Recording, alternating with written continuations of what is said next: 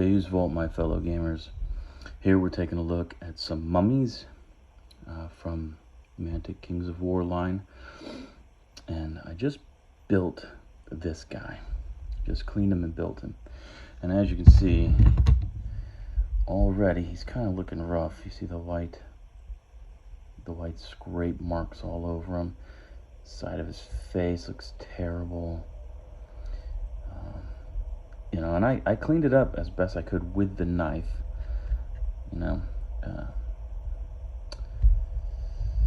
but it just looks rough. This is that restic stuff. I see down there, you can't really, you don't see it too much, but it's whitish scraped up. Same thing over here. You'll see some differences when I start doing what I'm gonna do here in a minute. But you see that little piece of white right there? Yeah. It's hard to mess with this restic stuff. I know people that just throw up their hands and use Dremel tools and clean this garbage up. It's cheaper material. Yeah, that's why Private Press lost my business. They went to this, plus they're like, let's let the tournament crowd decide everything. Oh yeah, you need like 15 winter trolls. Oh no, a month later, we'll change our mind.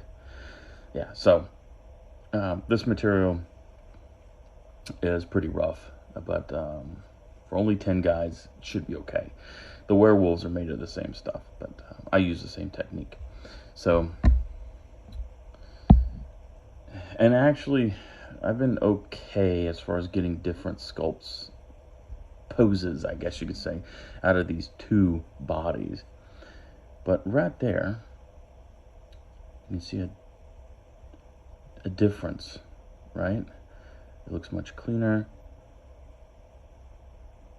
There's none of the white stuff, like what would be on the side of his head where that big mold line was. It's not there anymore. He looks pretty cohesive and nice. There's no fuzz or any of that stuff, right? Well, what I do, and I've explained this in a previous video, but I didn't show you guys. All I do is I take the Tamiya extra thin cement, stuff's like water, and it evaporates very quickly, but it fuses plastic together. Now this stuff is restic, so it's a resin plastic fusion. It's not a hard plastic. You can tell the difference. Their bases are hard plastic. It's this nice lighter gray. But this has resin mixed into it. So all I'm gonna do, get my little brush applicator and see if I can show you guys. What that does is it cleans up all the fuzzy, scraped on plastic resin stuff. Cleans it up. Inside of his face, make him pretty again. As pretty as a mummy can be.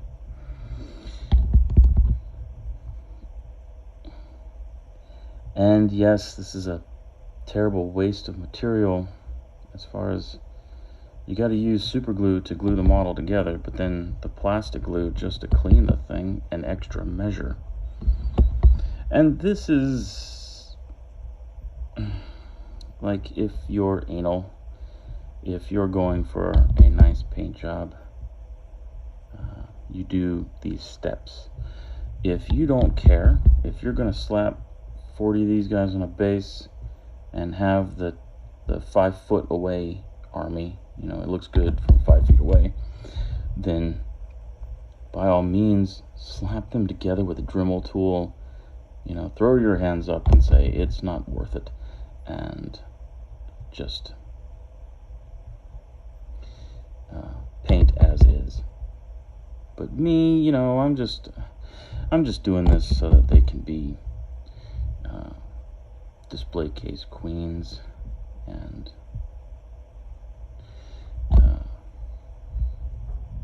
something to do, really. To be honest, I don't even have the Kings of War rules. I just wanted an undead army again.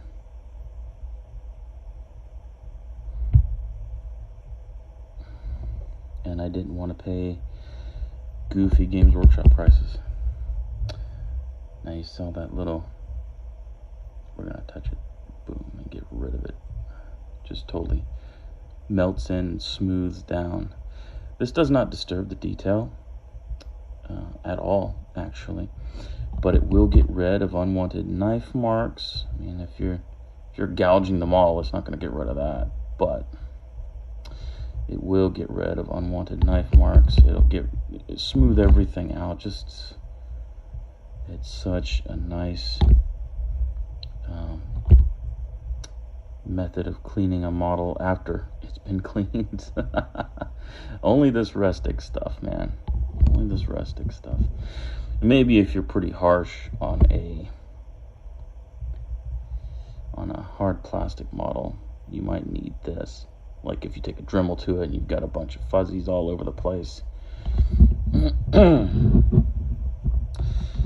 But as far as rustic, it's the magic sauce. It makes everything nice. And I really enjoy it. So as I was saying, with the Mummies, I've been getting a pretty good difference of poses.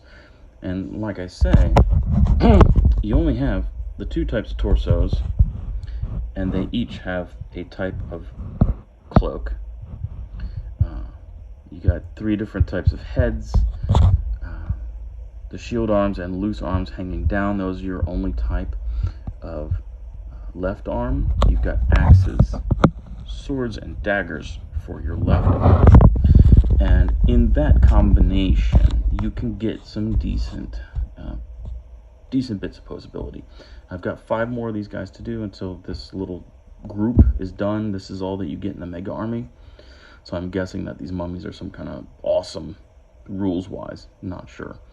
I don't think the weapons count, or else they would have given you like 10 of one kind of weapon, 10 of another. But there's no such option like that here. Maybe I could have done all axes or all daggers, all giant swords, but whatever. I'm not going to do that. I can tell you, I'm not going to do too many of these Peter Pan daggers. They're not that intimidating. But as far as my disparity of building just these 2 different torsos, I'm kind of over it. Like, they can look different enough, I guess. It would be nice maybe if the cloaks, some were hanging just straight down and then others off to the side. But to have them both, swishing off to the right-hand side is a little ridiculous. Regardless, it is what it is, and this is what you have if you want Mummies in this setting. But I just wanted to show you the little trick. Like I said, Tamiya extra thin cement. The stuff is worth its weight in gold. It's for modelers anyway. I guess people that work on cars wouldn't care too much about this, but for modelers, this is the stuff. I hope that was a little instructive for you guys, and you take it easy. Carry a liaison.